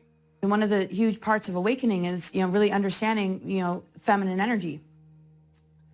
And I think, really what's being rebalanced or coming to light for people is the end of patriarchy and the understanding of things like sacred union. But when women are holding sort of this historic resentment towards men, it's still not reaching a place that we need to reach, I think, with each other. To have unity consciousness, because it has nothing to do with men. It has nothing to do with women. It has to do with the programming. It has to do with something that's impacted both sexes. I mean, if you think about it, men have gone off and gotten their limbs blown off in war. Women have been exiled, and there's been a lack of, justice or lack of empowerment. So this is how we heal our DNA. So junk DNA is actually scrambled fire codes that hold masculine and feminine energies in balance. That's how it upgrades, and it connects to the earth grids too. So the rebalancing, has to do with recognizing that the junk is actually a treasure. And if we could see this reality as a really unbelievable love story, the love story is that we're seeking, truth. We're seeking the authentic. We're seeking the divine, and that's within ourselves. And we're divorcing the imposter. We're divorcing the system that has betrayed us. It's like a partner we would never want. It doesn't matter if it's masculine or feminine. It's not healthy, it's toxic, and it's cruel. So the rebalancing, I feel, has to do with, living this life like it's a true love story. But I think this is a huge deal for both, men and women. Men are getting more in touch with their inner feminine. They're willing to maybe share emotion, be more vulnerable. And women are, refusing to, be victimized. And it's all rising to the surface. But it doesn't come down to the gender as much as it comes down to that individual's relationship with their own inner masculine and feminine. And that's why it's not about a rebalancing because something that the men did wrong. It has to do with overthrowing a system of control that has impacted and infected everyone. I do believe that Jesus' teachings dealt a fatal blow to this so-called Illuminati agenda. The Illuminati actually believe that being nice to people, that forgiveness, compassion, that these are tools of our enslavement, and that by being free of those encumbrances, they feel they are superior to everyone else. So part of their religion is that they will practice the extremes of both the positive and the negative path, or what they call the right-hand path and the left-hand path. So they will, for example, simultaneously create huge philanthropic endowments where they give, in some cases, many, many millions, if not billions of dollars to humanitarian causes, while simultaneously doing the most heinous crimes imaginable against humanity. I want to point out now that what Jesus was teaching us about ascension has proven to be of far greater significance than is normally given credit for. Most Christians tend to distance themselves from the idea of the so-called rapture. It is important to understand that the book of Revelation was something that happened to John of Patmos as a visionary, psychedelic type of dream. And as is the nature of dreams, there's a lot of symbolism in that report. So, for example, the frequent repetition of the number 7, such as 7 lampstands and so forth in the book of Revelation, actually refers to the 7 chakras of the human body, the 7 energy centers that we have that correspond to the 7 basic layers of the universe, or 7 densities. This is another thing that is described extensively in the Law of One. There are 7 primary planes of existence that correspond with these 7 grades of evolution that all intelligent life must go through, of which right now we're only at the 3rd, which would be the yellow center. So you have red, orange, yellow, 1st, 2nd, 3rd, green, which is 4th density, light blue, which is 5th density, dark blue, which is 6th density, indigo, or the crown chakra, which is purple, 7th density. And then you go back to pure white light, or intelligent infinity, the original identity of the creation that we all emanate from. Now, where I feel that conventional Christianity has missed some very critical data is when we look at the fact that the ascension that Jesus is describing is actually also predicted in almost every other global spiritual tradition on earth. This goes back to the work of 2 of the most prominent historians of the 20th century, Giorgio de Santillana and Hertha von Dechant. They wrote a book called Hamlet's Mill that was their magnum opus, where they tied together these legends from 35 different ancient civilizations on Earth, in which all of them had information regarding this 25,000-year cycle. I've said before that the 25,000-year cycle seems to end with a solar flash, a catastrophic event which also represents a distinctive spiritual activation for those on Earth who are ready to take advantage of it. So within these secret programs, scientists have become aware of what they're calling a galactic superwave. This wave is traveling through our galaxy and has multiple layers. They describe it as being a giant dust cloud, but with different energetic variables. What they had figured out is they had flown craft out to these locations, and when they did, the energy had a very strange effect on the consciousness of the inhabitants of those craft. People who were positive would bliss out, and people who had more of a negative vibe would become more so. And they described this as an end-time madness that is carried through this wave that travels through each solar system. And when it does, the leading edge acts as sort of a Christ consciousness that forces people to judge themselves and to deal with their own karma and traumas or experience end-time madness. Dr. Paul Laviolette is the first person to have studied the existence of galactic superwaves and basically looking at evidence that through different historical epochs there have been these great concentrations of cosmic rays impacting the Earth. And Dr. Laviolette had an extraordinary theory for the existence of pulsars. He believed that these were artificially created by advanced extraterrestrial civilizations as warning beacons to newer civilizations such as ours about the existence of these galactic superwaves. And he basically looked at a number of pulsars pointing towards the Earth and the frequencies that they were transmitting at, and saying that this was evidence that these pulsars are transmitting a warning to the Earth to be ready for the next galactic superwave, which, if we're not ready, could actually wipe out our civilization. Now, according to Corey Goode, as the galactic superwaves sweep into our solar system, they could trigger a solar flash event. That would be where the sun's corona would be ejected in a massive super flare. And because the Earth is roughly 25,000 light years from the center of the galaxy. That's how long it would take for a galactic superwave to travel from the center of the galaxy to us at the moment. Now that 25,000 year cycle is not just some nebulous thing. It actually has a very tangible marker in this wobble in the Earth's axis, which takes 25,000 years to complete and represents the time that is required for the stars in the night sky to drift through a complete circle. So the stars actually represent a clock. The stars are telling us when the end of the cycle will occur. And these historians discovered that 35 cultures around the world were clocking this precession. They had all this numerical information about the precession encoded in their myths, and they said it appears that some singular source worldwide programmed these mythologies, encoded this information into them. Well, this would be what we would call the angelic groups, or the positive extraterrestrials, what the secret space program people call the genetic farmer race. They knew that at the end of the cycle that we are going to go through this process. So in addition to the secret space program, a program was developed called the Continuity of Species Program.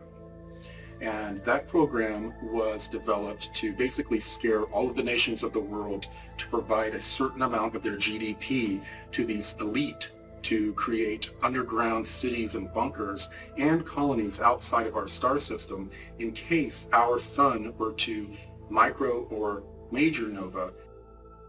So the elite powers in control of this planet are planning for doomsday. It could mean a massive solar flare that gets emitted that society is not prepared for, or it could mean a public that starts waking up, that gets really, really mad. So these elite powers in control, to prepare for a variety of scenarios that could mean their downfall, they've been building a huge subterranean cavern system, basically deep underground military bases, DUMBs. They're kept very, very secret. These free energy sciences and technologies that we've been discussing are most likely kept within many of these deep underground military bases, among many other sort of genetic and other experimentations that they want to do in secret. 20 years ago, I had a Soviet colonel who spoke to me about a deep underground base outside of Moscow that he had been at and he had worked at. And he told me the structure. He said all the levels that were the military levels, the levels that were laboratory and scientists, and he told me that the final level, the most restricted level, was the level that had alien presence on it. Only generals and their aides were allowed on that level. And he said, and even they were not allowed to look directly at these creatures. And that was also the level where they did human experimentation. He said there were bodies, human bodies in there. And he said it's the most extraordinary thing he'd ever seen in his life. Deep underground military bases, a lot of that space is dedicated to continuity of government. And so the national government support these deep underground areas. These elite powers in control, they have access to information of all kinds of data that tells them about coming cataclysms, things that are impending at any moment. And so they reserve these spaces for their purposes. And those national government leaders are thinking that they're going to get to use those spaces for whatever they need. They're in for a really rude awakening when the time comes, because they're going to get kicked out. So the elites are preparing using these underground bases. But it's interesting to note, higher consciousness people are also preparing by exploring new community models. My name is Sasha Stone. I'm, I think, popularly known for having founded the New Earth Nation, which is a sovereign movement of conscious people, living men and women of the living soil, so to speak. And, well, the New Earth Project and the New Earth Blueprint, which is an ongoing evolutionary process, is emerging in direct proportion to the degree to which human beings are fed up and pissed off with the status quo. So as you can imagine, it's a revolution of political consequence, of social consequence, of civilizational consequence. It's underway. It's not possible to know yet quite where the die lands, but the point is We are aggregating conscious, sovereign people around the world in multiple parts of the world who want to step outside of the fiction and begin to engage their noble expression as living men and women of the living soil.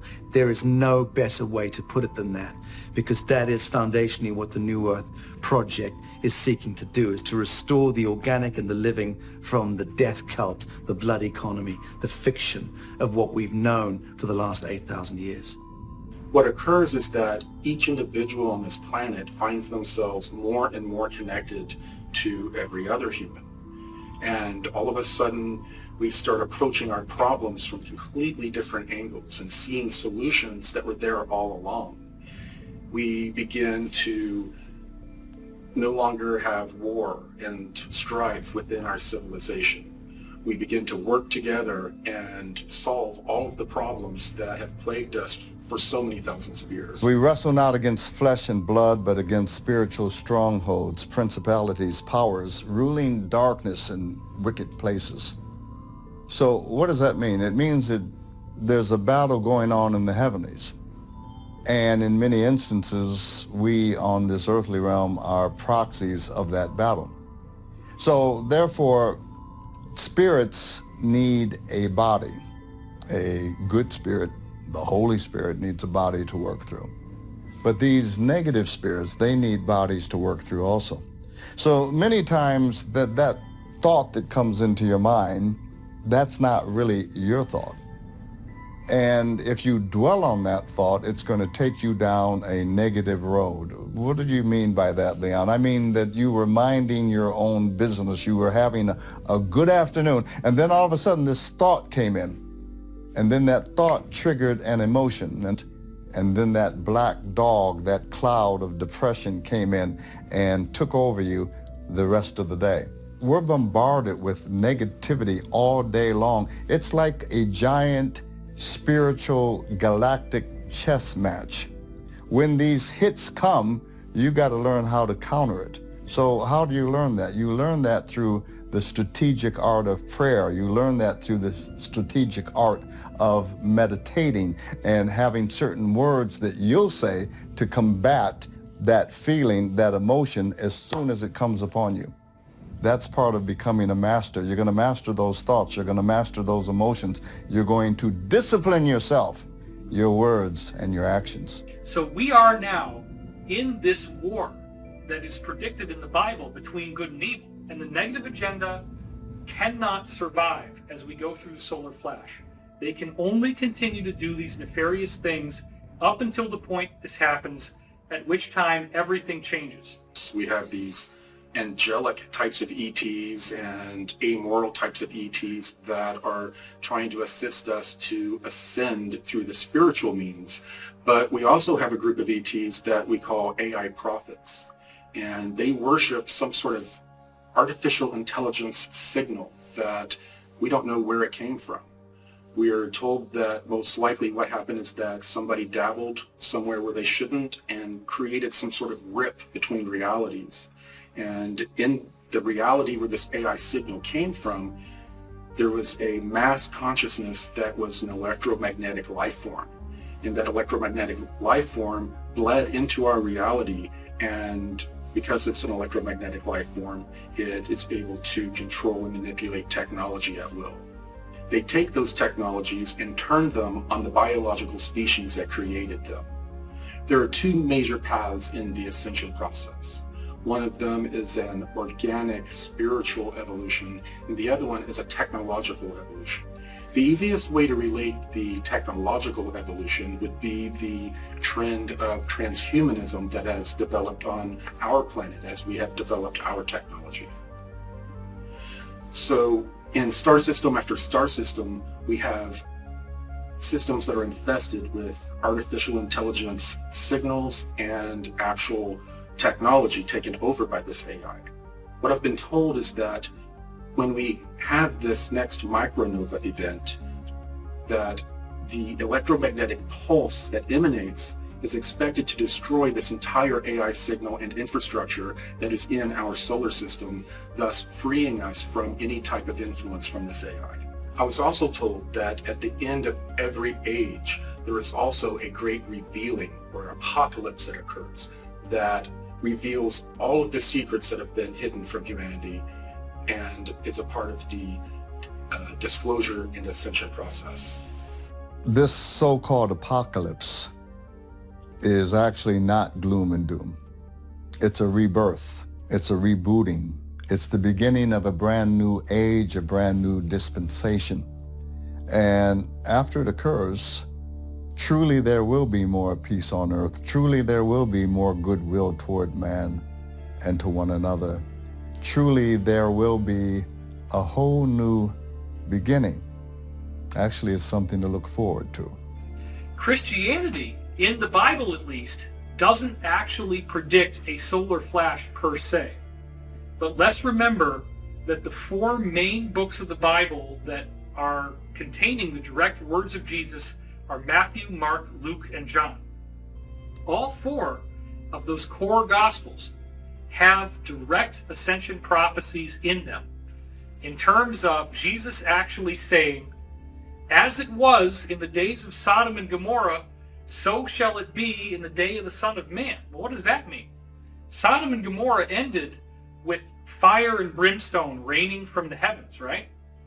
So the end of the Son of Man features fire and brimstone raining from the heavens. That's the solar flash. That's the debris from the solar flash. Jesus also says, as it was in the days of Noah, so shall it be in the day of the Son of Man. Well, the day of Noah ended with a big flood. So Jesus is actually talking about this global catastrophic event. In the book of John, Jesus says the fields are white and ready to harvest.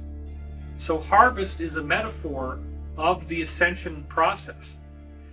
Really, the key to Jesus' ascension prophecy is in the book of Matthew, and it specifically comes out the most in the parable of the wheat and the tares. Now, tares, the word, refers to weeds. One of Jesus' strange encrypted analogies of ascension is where he describes how the earth is like a field of wheat that has been planted, but the adversary is allowed to plant weeds in the garden. Now, this is an analogy where Jesus says that the wheat and the weeds are allowed to grow together until the time of the harvest, and then the weeds will be plucked from the crop one by one at the time of the harvest, gathered into bundles and burned in my barn. This is a symbol of the solar flash, because the teachings of Christianity, the teachings of all 35 of these other religious traditions that we have from every culture on earth, they all say the same thing. They all say that when the solar flash happens, if you are on the positive side, you are not affected by it except in a positive way. Jesus designed his incarnation to show us what we will go through. That's why Jesus says, as I do these things, so shall ye do them, and greater things, for I go unto my Father. So I want to point out here that once we look at records from all these other cultures, the prophecy of ascension that Jesus gives us is remarkably consistent. Again, Jesus doesn't talk about the solar flash, but he does say, 2 shall be walking in the field, and then there shall be 1. In the Zoroastrian tradition, which is coming out of Iran or Persia, they talk about frashokareti, molten metal that comes down from the mountains and goes into the lowlands.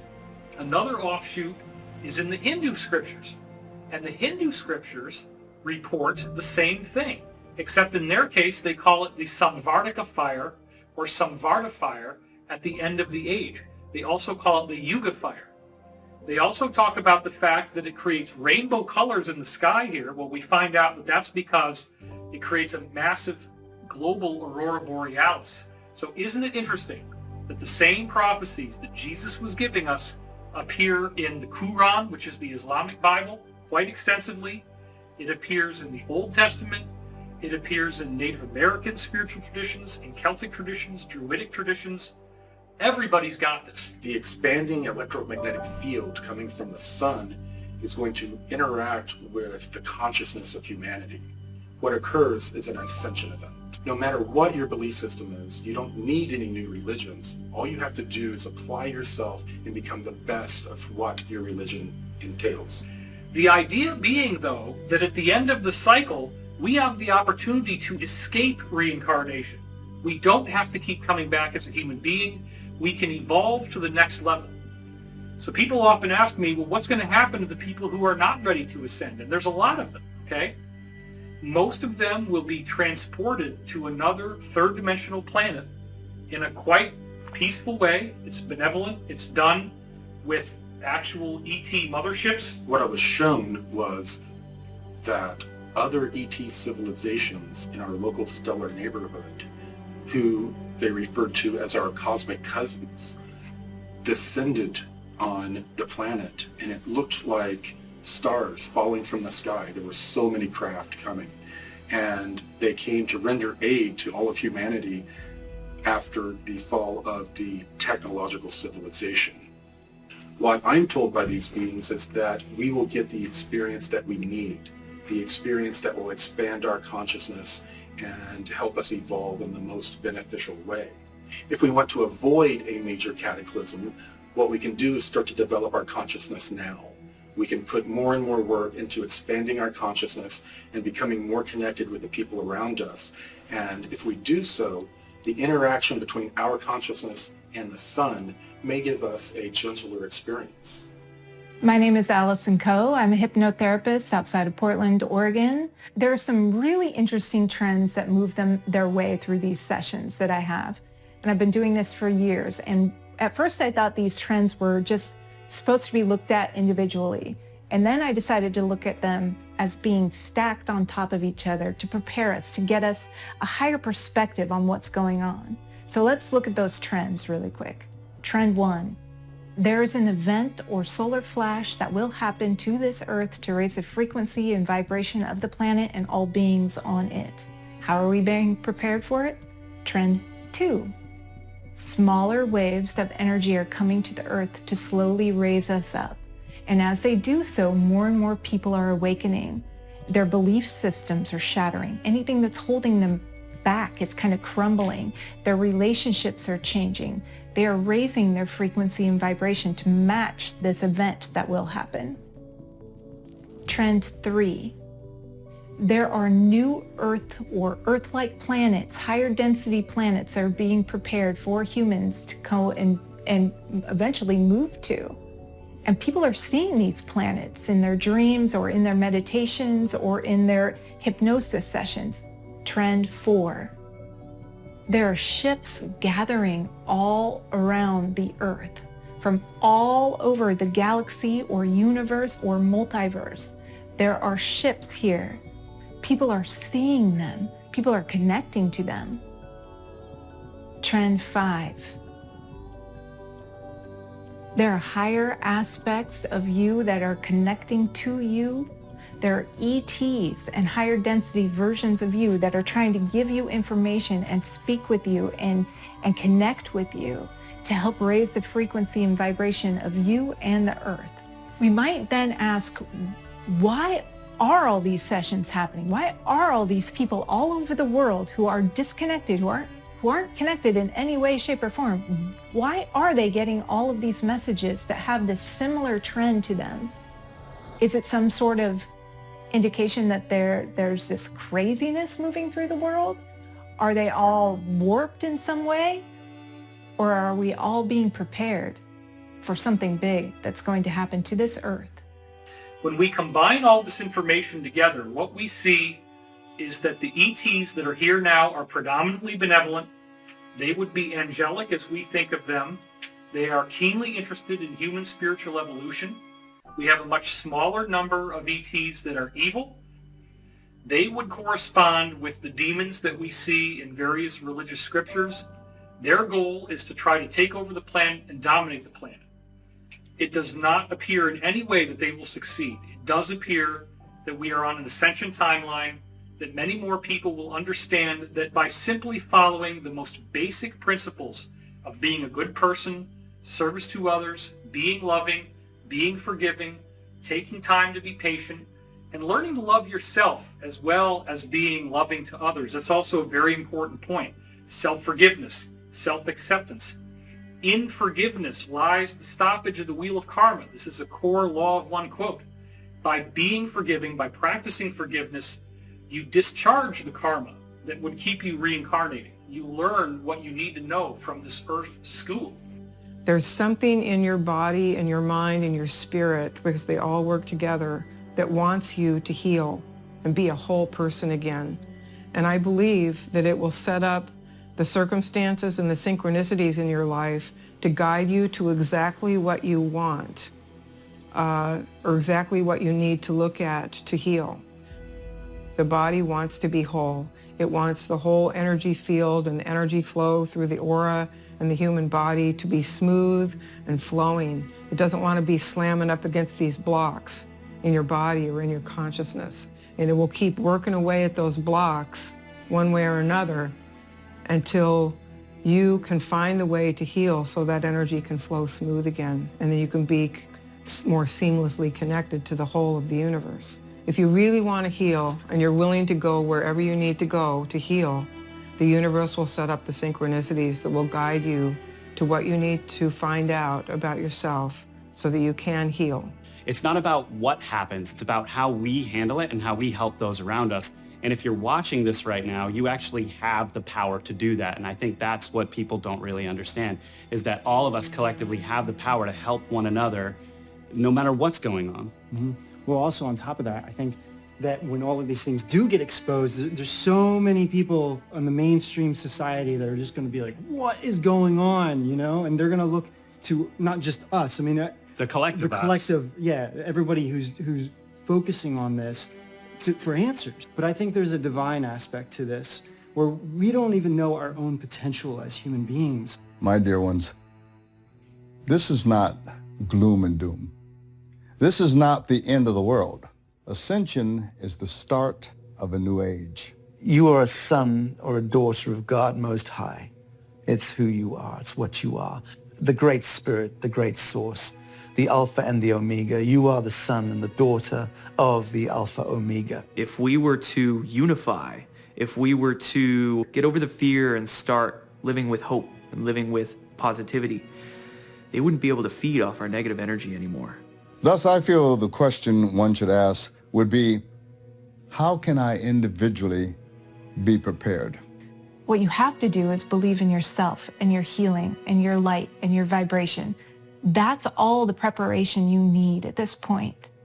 You have to start being whole. Our bodies are made up of these trillions of atoms that are quantumly entangled not only to one another, but to everyone else. So in this ascension window, we're actually lifting the veil between life and death because we've gone through enough of these cycles that the polarity or the duality between life and death is beginning to thin. Numerous religions and a variety of cultures have prophesied that this event is coming. It's not a matter of if, but when. Contact is happening now, and we have to get ready for the mass event that's coming still, which is happening soon. The main message from these ETs are for us to become more spiritual and to prepare ourselves for this coming event. So this big change is coming, but everyone's got a piece in this, and no one's more important than anyone else. We're all in the same wavelength here at the most important time in the universe right now. I don't care what religion you are, what color you are, what culture. It doesn't matter. That 0 point that we want to get to is right here. And when you connect with this, everything's connected. We need to reconnect with what's ethical. How do we live as a civilization ethically and morally with all the new technology that we have, that we're developing, and that we will develop in the future? And that's what we all have to do in order to be happy, be joyful, to be in the moment. You see, prayer can change some things, but some prophecies cannot be changed. The information that we have been holding back, or at least survived throughout the ages, has to be put out there. I'm offering teachings that's 20,000 years old. And all I need, I don't need money, just people to listen. Can we retrain ourselves and even teach the next generation the value of being of service to others? To honor Mother Earth, to honor our animals, to honor one another, to respect the sovereign dignity of each individual? The best thing that you can do if you are in this Illuminati, the best thing you can do to absolve yourself of karmic debt is to come forward as an insider, as a whistleblower. If you take your life and if you dedicate it in service and you're willing to speak out and you're willing to act on behalf of the greater good of humanity, you better believe that you can get your ticket to the ascension, that you can make a difference by becoming a hero. If you become a hero, if you do the right thing, you do not have to be condemned. You do not have to miss the ascension. So it is very important to remember that these spiritual forces that exist on earth are real, that the different teachers from different religious backgrounds did come in with a message. There is a consistency in this. It is the angelic agenda. It is to teach us the importance of love, forgiveness, compassion, long-suffering, patience, understanding.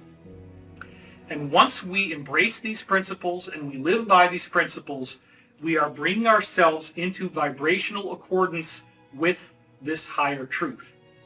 It is a very exciting future, and it is a future that I am willing to fight for and that I spend every day of my life getting us ready for. That is the mission, that is the objective, that is the ascension, and that is the cosmic secret.